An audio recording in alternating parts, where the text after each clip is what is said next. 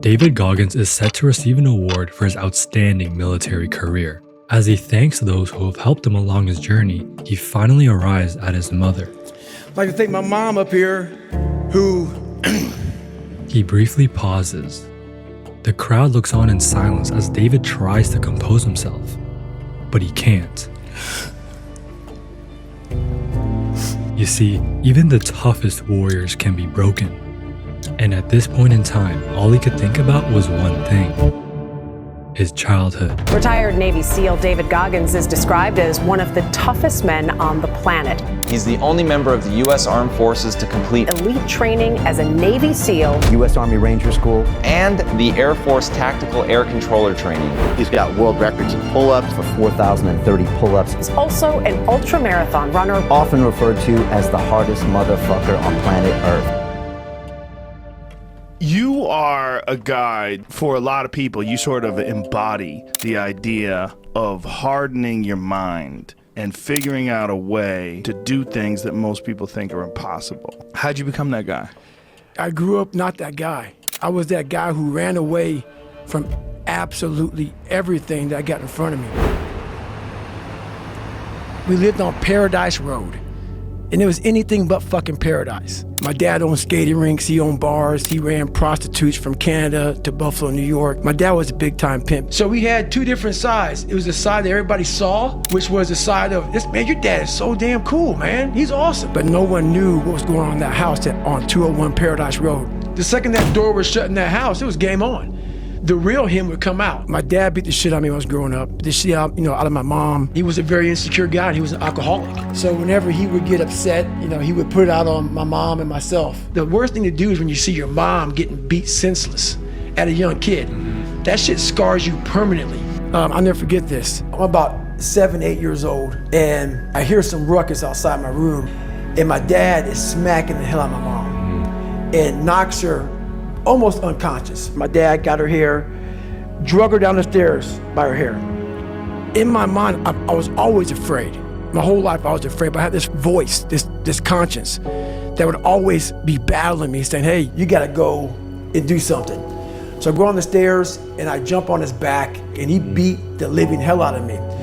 And he beat me literally from my neck down to my ankles. So the next morning we wake up, it's time to go to school. My mom woke up and she pulled the covers back, and what she saw was how bruised I was. The look on your mom's face when you see your shit that fucked up, it haunts you. She used to write letters for me to miss PE, because you gotta wear shorts and a t-shirt. So this particular day, she didn't write a letter. David and his mother finally managed to escape his father with hopes of starting a better life. Unfortunately, their struggles were far from over. When I was about 8 years old, we moved to a small town in Brazil, Indiana, and that's when the real war started for me. There was about maybe 10 black families at about 10,000 people in the town. In 1995, the KKK marched in the 4th of July parade in Brazil, Indiana. They had to stay 100 yards back, but they marched in it. Wow. That's how this town was. So me being one of the few black kids in that, in that area, it kind of haunts you. I had a learning disability. I was stuttering. I was battling so much shit that I never even told my mom about. My mom was working 3 jobs. We lived in a $7 a month place. I didn't want to put my troubles on my mom because she was battling her own demons. So at 8 years old, I'm looking for comfort, and I'm like, hey, don't bother your mom with shit. Whatever you're going through, man, you're on your fucking own. I had stuff on my notebook, we're gonna kill you. One time this person drew a picture of me and said, we're gonna kill you, on my Spanish notebook. And I took it to my principal. And the best advice he can give me, God help his soul, was this: they're ignorant. They spell Niger. God. From the age of 19 to the age of 22, I gained 125 pounds in that time frame. I went from 175 to almost 300 to 297 was my heaviest. And I started finding things that was comfortable. And I always knew in the back of my mind I could be something special, but I'm like, I ain't trying to do that kind of work, man. I'm just not trying to do that. So I chose the path of least resistance. And the more things I found comfortable, the more uncomfortable my mind was. I started working for a job called Ecolab, where you spray for cockroaches, and spraying at different steak and shakes, Red Lobster, whatever, from 11 o'clock at night to 7 o'clock in the morning. I didn't really want to look at myself, but I was haunted. These demons were in my head every day, man. You ain't shit, man. God, dog, man. You wear this fucking uniform, you get in your fucking Ecolab truck, you go spray for cockroaches. I was at an all-time low. I wasn't going anywhere, and I was exactly what everybody said I was gonna be, which was nothing. And what changed, I came home and watched this Discovery Channel show, Class 224. Class 224. You get treated like the absolute lowest form on earth, and you really gotta find it within yourself to say, you know I can do it. I know I can finish it. I know I can do anything they throw at me. I'm hearing Navy SEAL. Heard about them, knew about them. So I come out and watch this documentary. I was watching these guys going through Hell Week and carrying these boats and laws. I'm like, fuck that. That shit looks evil. And these guys ringing the bell, quitting, dropping their helmet down, rolling out. A lot of guys just leaving. But guys, as they quit, I saw their soul leaving their bodies almost on screen because this look came over them. And it made me reflect on my fears, my insecurities. And I saw real men who were staying, who were overcoming adversity, who were overcoming all these different things that I had blamed so many fucking people in my life. So long story short, what I realized was no one was here to help me. I had two options. To either be that 300-pound guy who sprayed for cockroaches and made $1,000 a month, knowing when I'm 50 years old I can reflect on this and think about what guy I never became, or I can totally just fail and fail and fail until I succeed. And now I'm like, okay, here we go. It's time to be a Navy SEAL. And I called this guy named Steven Salgio, recruiter, up, and he said, hey, come on in. He weighed me, 297. He went through his little chart, started writing all this shit down, and he said, you got a lofty task ahead of you. To get into the class I had to get into, I had to lose 106 pounds in less than 3 months. So I was like, fuck that, I can't do that. I grabbed my chocolate milkshake and went back to Ecolab. I'm going back to work, man. This is my life. And this next morning, or this next night, I went to work and I hit the mother load of cockroaches, rodents and everything. I go out to the dumpster and these animals, I was like, fuck, I'm done. I said, this ain't gonna be it for me. So I quit my job, left my canister in that restaurant, my spray canister, got back in my Ecolab truck, and I went home. With no job, David decided to go all in on becoming a Navy SEAL. In other words, he now had just 3 months to drop 106 pounds. When I decided to lose the weight, I was, like I said, 297. My idea was to run 4 miles for my first run. I get my shoes on, and I run a quarter mile. I was exhausted. I walked home and sat on my couch and cried. I went to my mom's house, who was about 20 minutes down the road, and cried and get in her couch saying, man, I can't fucking do this shit. I don't know what I'm gonna do. I gave up. I said, this ain't gonna fucking happen, man. I could lose 106 pounds and I can't even go a quarter fucking mile. And my mind just kept fucking with me. And kept fucking, you're not good enough, man. This isn't for you, man. These guys are the baddest motherfuckers on the planet Earth. You're not that. And what it was, and it's kind of funny, I was obsessed with Rocky. One movie I watched all the time was Rocky. And I related to Rocky a lot because of kind of, one of the smart guy, just tried real hard. And I would fast forward with the little VHS tapes to round 14. Round 14 fucked me up like nobody's business. In that round, when Rocky gets knocked down, and Mickey's saying, stay down, and he's getting up, Apollo Creed thinks that he knocked him out. Apollo Creed raised his arms up in the air, turned around, thought he won the fight. He turns around and sees this guy getting up, and it was the face of Apollo Creed that changed my life. I wanted every motherfucker that doubted me to look like Apollo Creed did in that 14th round, because I got back up repeatedly. I wanted to be the guy that people looked at but said, this motherfucker is gonna keep coming after whatever is in front of him. I wanted that. I wanted that worse than anything in the world. I wanted to feel something besides defeat. I wanted to just go the distance.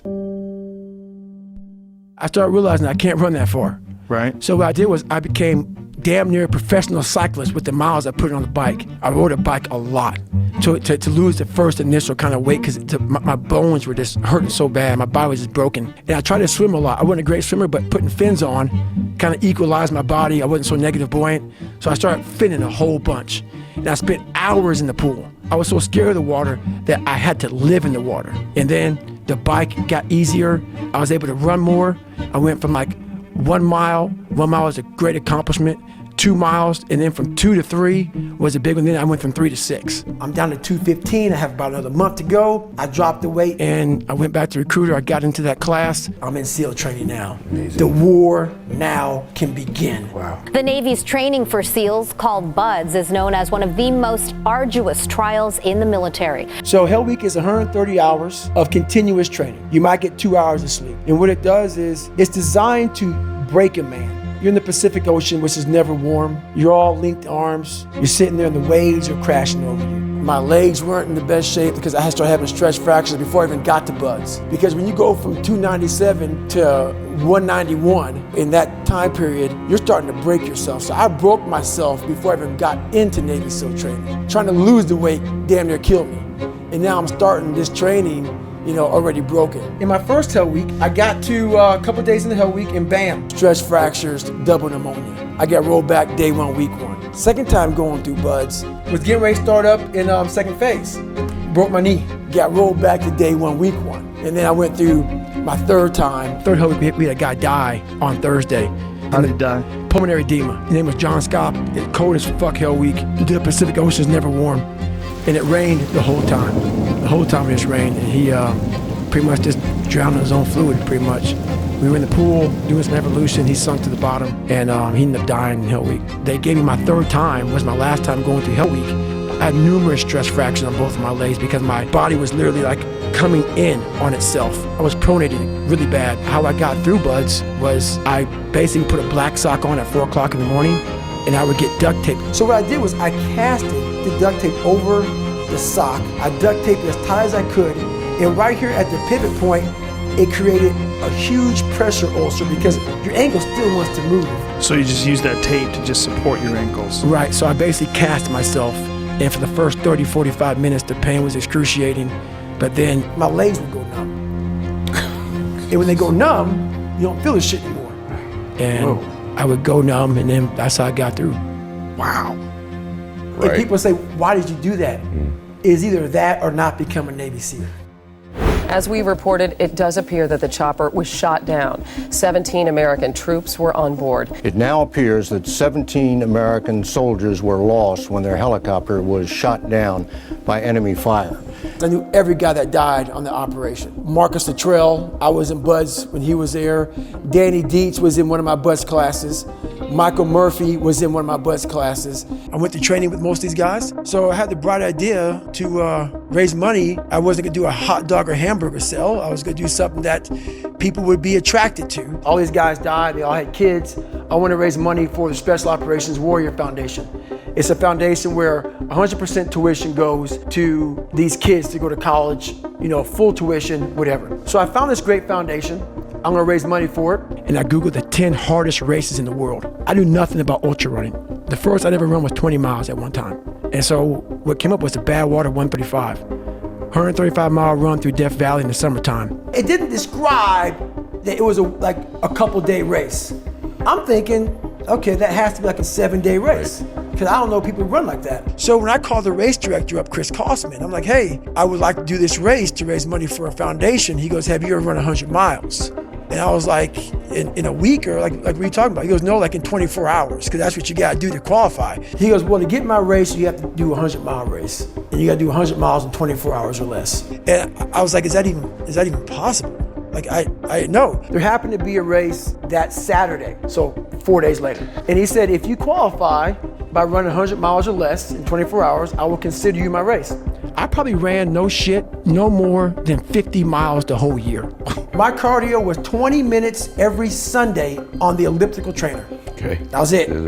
That wasn't my thing. I wanted to be like jacked. I didn't want to be cardio guy. I wanted to be ripped, big Navy SEAL guy. So anyway, I'll go sign up for this race. I start running and I get to about mile 40, mile 50, and I'm feeling pretty good. I get to mile 70 and it was the worst pain of my life. I sit down and everything falls the fuck apart. I was all dizzy and lightheaded, hadn't gone to the bathroom. I literally start to turn white. And when a black guy turns white, you're pretty fucked up. I'm like peeing blood down my leg. I was dizzy, lightheaded, I have some crap coming out of me. I was all over the place. And I got 30 fucking miles to go. And I'm in the worst shape of my entire life. So I sat in this chair and I was so driven to succeed in this race. And at this time, everybody goes, were you thinking about the guys that died? And I'm not gonna lie to you, I wasn't. This became a personal thing. This became me against this race, me against the kids that called me against me. It just became something that I took so violently personal.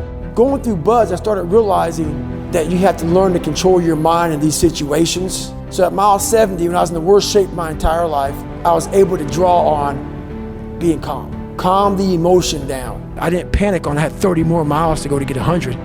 I started about the process. And I broke this thing down into small pieces. I said, okay, I gotta get nutrition. Let's get some hydration, let's get some salt. I gotta be able to stand up before I can get off this curb and get off this chair and be able to go 30 miles. Slowly but surely I was able to stand up, and I was literally hobbling around this track, just walking, no running at all. I couldn't run, my feet were in the worst pain. This is the worst pain I've been in my entire life. And I get to mile 81, and I wasn't gonna make the time. I was moving slow. You're behind time. Way behind. And at that time, at mile 81, something clicked that I'll never probably be able to do again, when my mind, body, spirit, soul, everything just connected.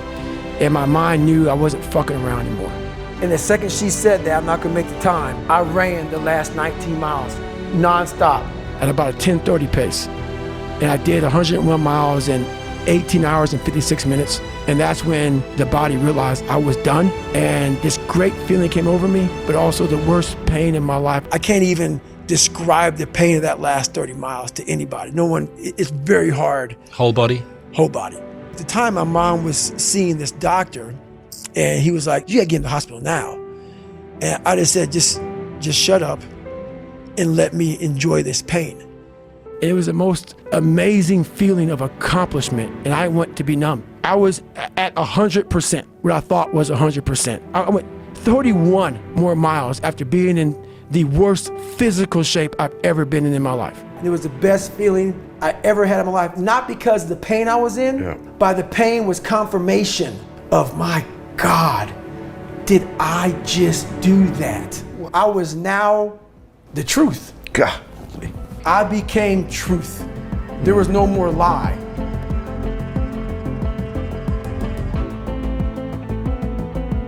Whatever you do, runners, right now, just don't think about the 135 miles of scorching highway in front of you.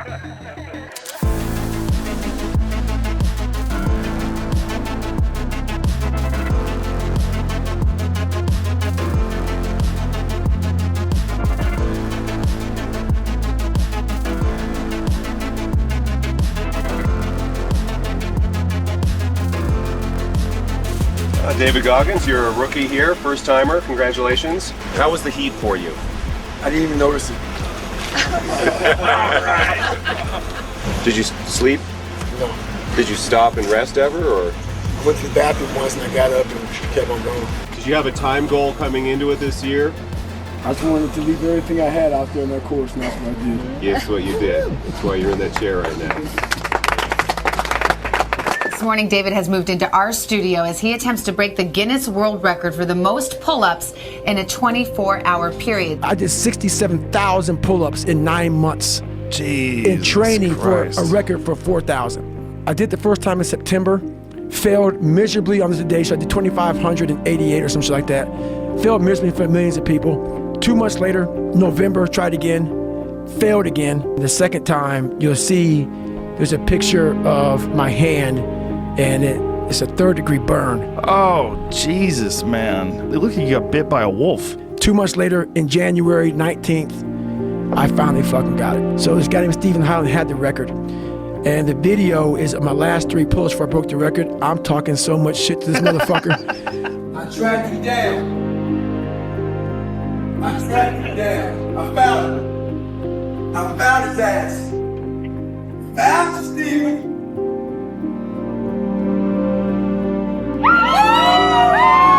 What did it feel like on the last chin-up? I felt nothing. After I got it, it wasn't like I'm happy. It was like, I ain't gotta do more fucking pull-ups anymore, roger that. That's all it was. I'm not sadistic, I'm not crazy. People may think that. They may want to put a title on me after hearing me because it makes them feel better. No, you realize I was just a scared kid that found drive and passion to be something much better than 15, what shut he that thought muscle he was. down. That's all it 16, is. come on. Get it. 17. You don't know me, son. Get it. 18. You don't know me, son. Get it. 19. You don't know me, son. Yeah. 20, you got some more in you. 21. I wanted to feel something besides defeat. I wanted to just go the distance. Come on, 24. One more, David. Who's one more to carry the boats? You're gonna do it. You're gonna do it. You're gonna do it. You did it. Yeah. If you enjoyed this video, I'd really appreciate it if you left a like and hit that subscribe button. And if you want to watch some more, check out this video right here.